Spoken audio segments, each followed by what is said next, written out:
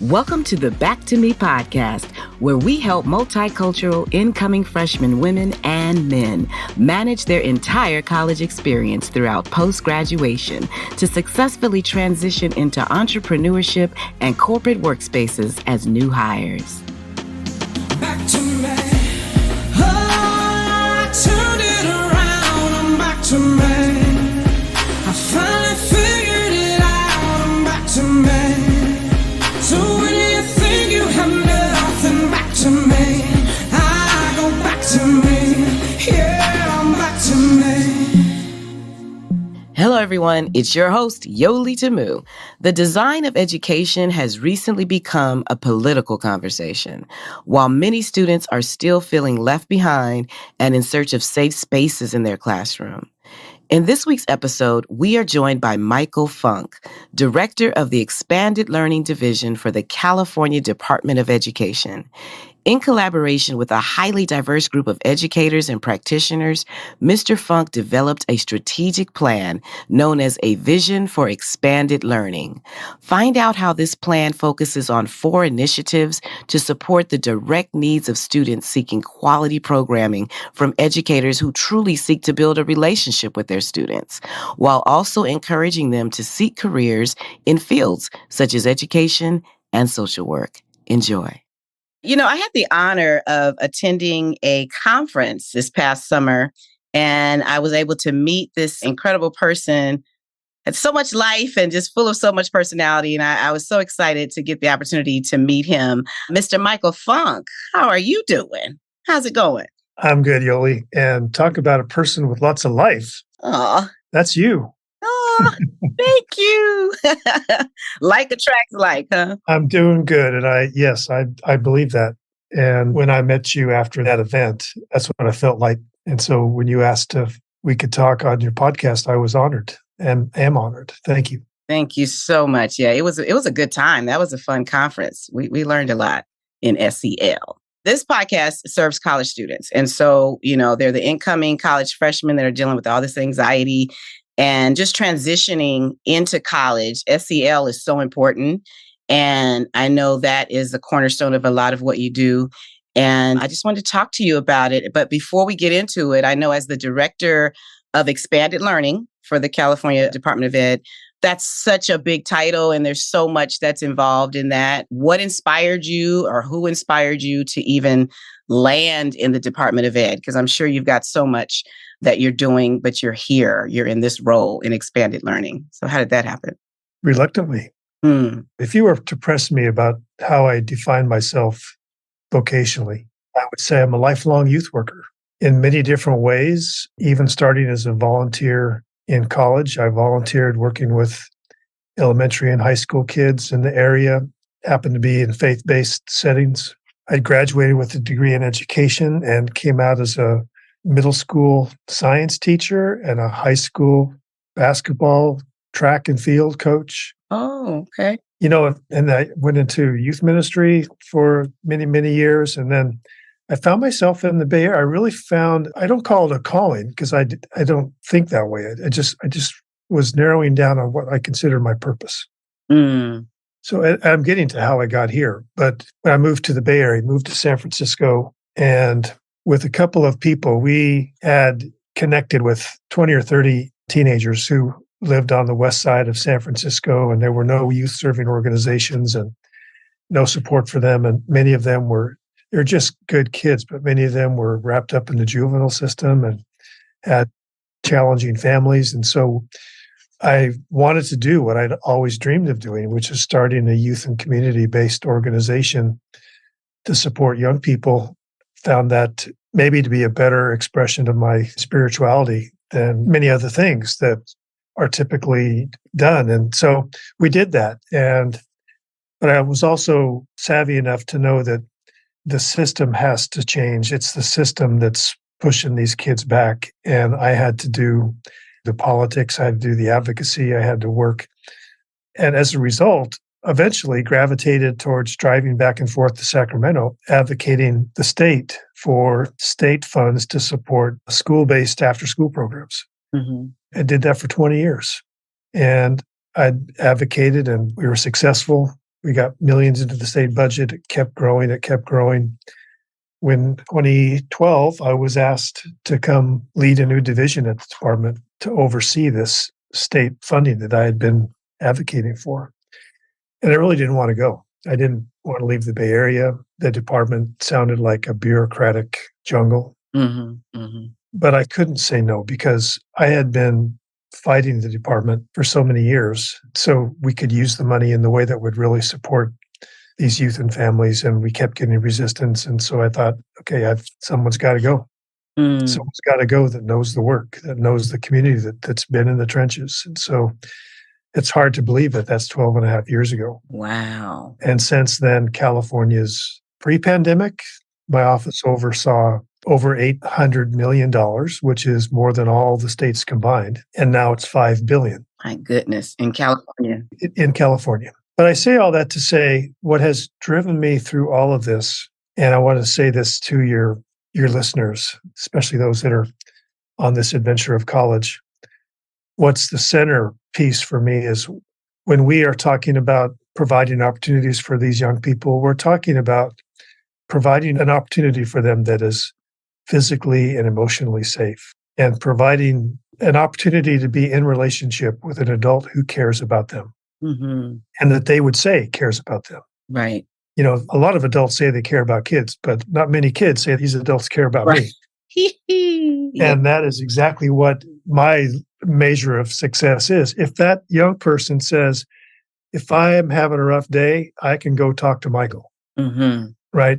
It's a safe place for me. Yes. And then an opportunity for these young people to experience the best. Even if it's free, it's the best money can buy. I get to go on field trips. I get to go to cool places. I get to go explore new careers. I get to talk to people that look like me that have done amazing things and get inspired and to expand their horizons on what's possible for their future.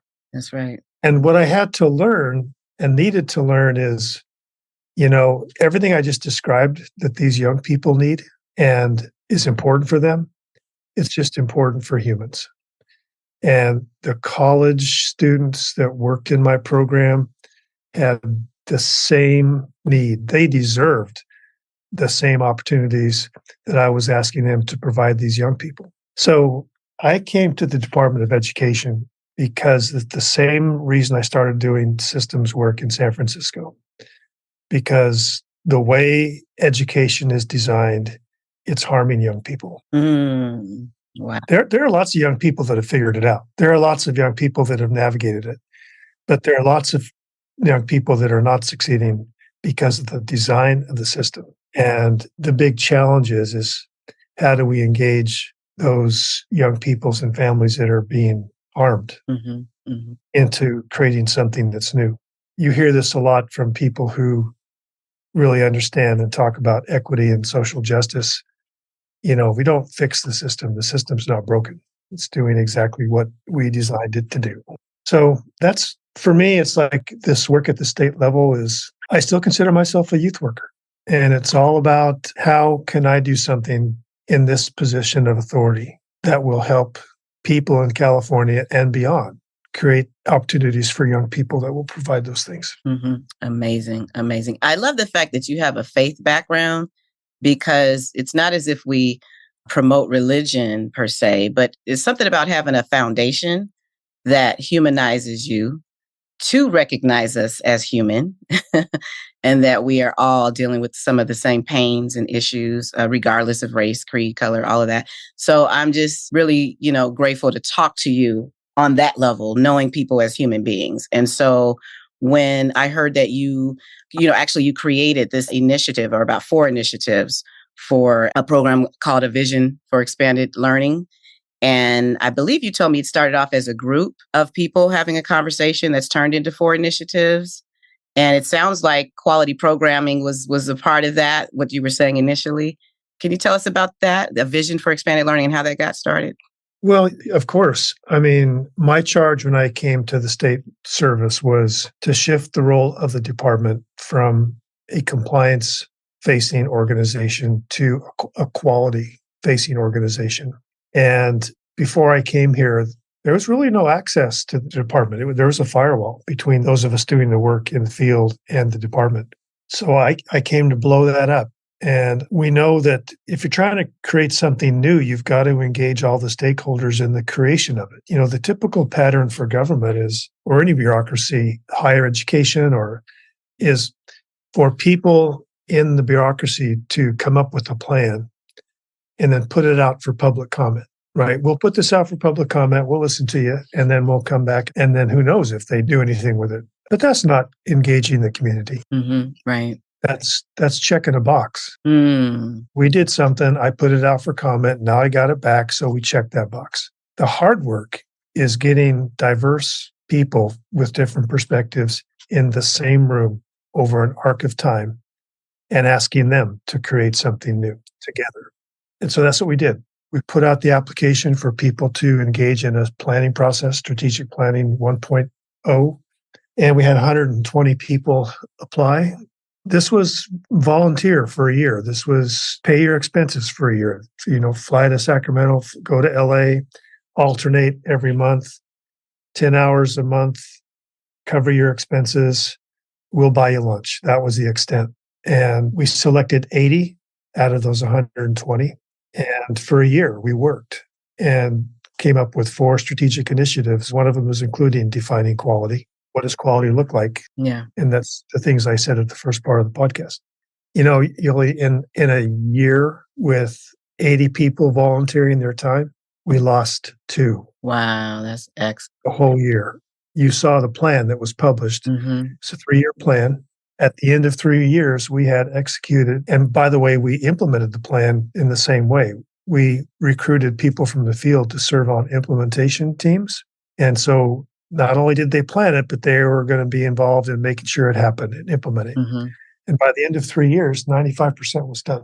And then we created, which I'm proud to say, that doesn't always happen with any kind of a plan, especially government. Then we launched another planning process and did Strategic Plan 2.0. And that was deeply centered on quality staff and equitable conditions and really addressing the equity question in education. And then COVID hit. So that kind of disrupted things for everyone. Well, as we are speaking, tomorrow morning, a small group is meeting tomorrow morning. We're going to spend the day. We're going to meet with an outside facilitator, and we're going to develop and design the process to come up with Strategic Plan 3.0. 3.0. For the next 3 years. So it's the next stage of those same initiatives. Next stage. Fantastic. I also noticed in the initiatives, what stood out to me besides quality programming was the workforce. So does that mean you're also serving college students and helping them transition in to that workforce, or is it for the high school? Yeah, workforce continues to be a major push because expanded learning, again, I'm saying that means after school, summer programs, before school programs, stuff that doesn't happen during the school day. Those programs are largely staffed by what we call community educators. They're from the neighborhoods. They look like the kids. They know the families. And our work now is, so how do we make these more than just jobs, but a gateway to a career? And really market these things as, yeah, you could go work at fast food and bring home a check, or you could work here and transform a young person's life and get paid. And that could be the first step for you to explore a career in education, a career in social work, you know, any number of careers. And so right now, this next plan will be more specific in developing clear pathways and pipelines for people that once they start to work in this field, they can see a way that they can go to a full-time career with benefits that is their future. So it sounds like it is for that high school senior heading out, right? We have a lot of programs. We're working on an internship right now for high school seniors in expanded learning. That's fantastic. That's fantastic. I mean, when you think about education, like you said, the system is broken and it is working according to its design, unfortunately. But this is the new form of education. It sounds like these initiatives can be infused in curriculum? Are you guys attempting to do that, to incorporate some of it in the daytime as opposed to the after school time? How is it being incorporated during the day? Well, it's interesting that this is what happened during COVID. March 2020 comes and the governor shuts everything down. I'm sitting here in the very office I'm talking to you from, wondering, and we're sitting on hundreds of millions of dollars of money to pay for after school programs for kids. What do you do with that when there's no school? It's kind of a dilemma. Well, long story short, I asked the field who were asking me, what do we do? I said to them, I'm not going to tell you what to do. You tell me what your youth and families need and deserve. I'll do what I can. And this gets to your question.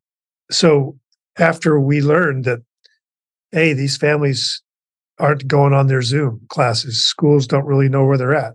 And most of these kids got most of their food at school, and now there's no school. So food is an issue, hunger, mental health, people are freaking out. So I worked over a couple of months to scratch out specific lines of ed code, and I presented it to the governor's office and the legislature. For 1 year, we need to waive these sections of ed code, and we did. And so those community-based organizations could use the funding that they would have used to pay people to run after-school programs to pay people to go out and support families in the community, whatever they needed. And after a certain period of time, when schools were starting to let teachers come in and support young people, our staff went in as well and supported. So, you might have a teacher who is really good at helping someone who's struggling with language development and decoding sounds or their math. Our staff are super skilled and intuitive about social emotional support and supporting the whole child. Well, what happens when you put those two things together? It's super magic, because when a kid feels loved, and I use that word, when a kid feels loved and supported, the learning is easier. Yes. Right? That's not rocket science. So all of a sudden, we're starting to see impact and recovery, and educators were starting to see the value of these community workers. And so we are seeing more intentional combination. In fact, we're in conversations right now with some of the healthcare and mental health professionals in California, talking about, what if we took some of these community educators and put them in the school day to be wellness coaches for kids, to be there and be in relationship with kids. There's a mental health crisis in our schools. A lot of your audience who are just going to college are going to college from a high school experience that was interrupted by COVID. You mentioned anxiety. Who doesn't experience some anxiety in this world, especially coming out of COVID? And so recognizing that, a lot of these kids are actually saying, we don't need therapy. We don't want a therapist. We don't want to sit in a room and sit across from someone in a chair. We want support. We want a relationship.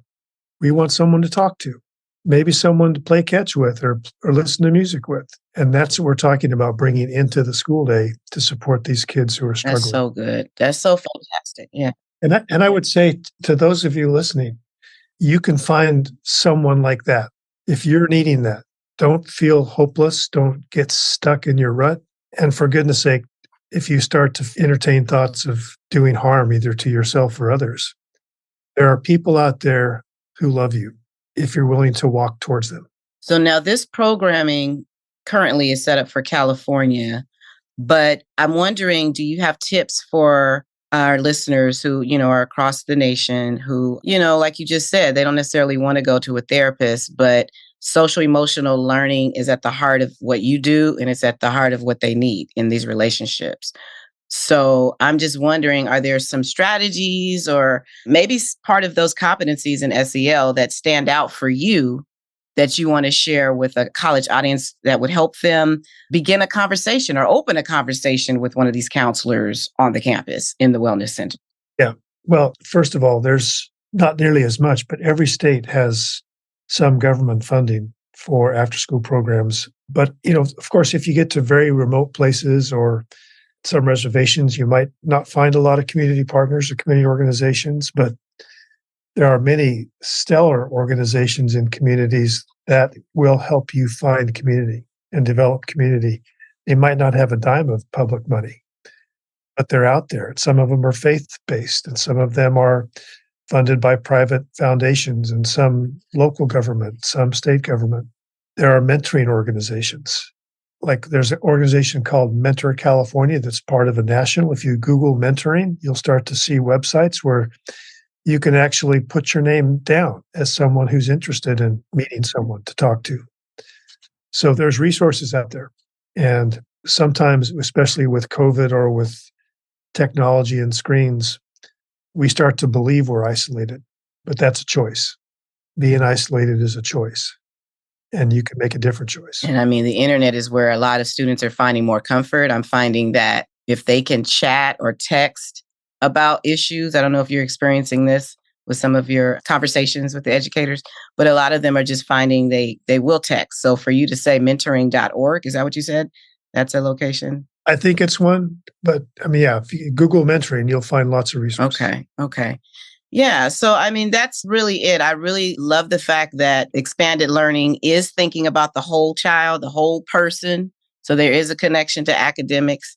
And as far as the college student is concerned, they're definitely going to need to know that social emotional learning is important in college because a lot of it is emphasized so much in K through 12. I don't know how you feel about that, but I think it's heavily emphasized in K through 12 and not in the college world. Have you found that? Yeah, I think some institutions of higher education do better than others. I attended one that was a liberal arts college that had lots of opportunities for social emotional support and engagement, but our bigger universities, you can get lost really quickly. And so I do think, but I also just had this thought a second ago, reflecting on when I mentioned at the very start, I volunteered working with children in college. And oftentimes, one of the best therapies is helping someone else. There's a friend, Matt Emergian, who is the director of an organization called Every Monday Matters. And he tells his story that when he needed therapy, he was asked every Monday, go volunteer in the community. And he found his path to health by giving of himself. I love that. And so it's not like you just have to go out and find something to receive, but we can actually find a place to give and then receive as a result. This was great. This was so great. So be mentored and become a mentor. Love that. Yeah. Yep. Fantastic. Well, this has been great. I appreciate your time. My goodness. I always like to wrap with like final words of encouragement for that student that might be, seeking expanded learning in the workforce. I don't know if you can speak to that, but when we talk about the workforce, conflict resolution skills are not always in place. You know what I mean? And a lot of people in this time, I won't say all, but many students move on to the next thing. They don't give it a shot and give it an opportunity to learn about themselves in the conflict, if you will. So I'm just looking for encouraging words for that student. Well, what's coming to mind is something that I've journeyed with myself for the last 7 years. And that's a simple statement, but it's pretty profound. All I can control is how I show up. Yeah. I can't control how someone treats me. I can't control all the conditions of my workplace. I can control how I show up. And if you do some inner work, Sean Ginwright, a good friend and author, calls it mirror work. Like there's work, look in the mirror, work on yourself, pay attention to how you show up. It matters because a lot of times the world reflects our energy back to us in relationships. So that's what came to mind. Well, I thank you so much. And if our listeners want to learn more about your initiatives and what those programs look like, what a quality program looks like, you have a website you can send them to? I could send them to the CDE, California Department of Education at CDE.gov. You may find expanded learning. I would probably direct you to the California After School Network. If you Google that, California After School Network. And by the way, to your listeners outside of California, every state in the nation has an after school network like the California After School Network. It's a great place to connect, find people who can help you connect and learn about what's going on. Okay. Well, I appreciate you. And thank you so much for being with us. This has been an honor. My pleasure. Thank you for joining us. As you seek safety in the classroom and in the workforce, make sure you show up and reflect the energy you wish to receive. For more information about other episodes, remember to subscribe to the Back to Me podcast, College and Beyond. I'm your host, Yoli Tamu. Leave a review at the end of this podcast, and if you would like to learn more about other special events, join the Back to Me podcast Facebook group, or simply text Back to Me to 833-206-4565.